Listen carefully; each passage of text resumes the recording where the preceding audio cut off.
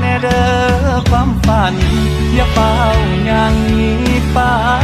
ลักคิวแน่เด้อเทวดาแห่งผู้ข้ามาลา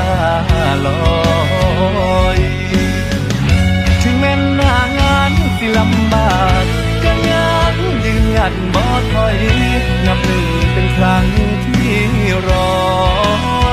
ยสู่บ่ถอยเพื่อคนข้างบ้าน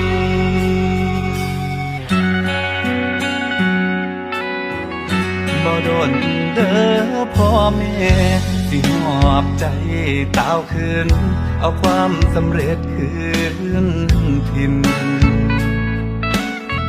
หอมกลิ่นดินถึกฝนใหม่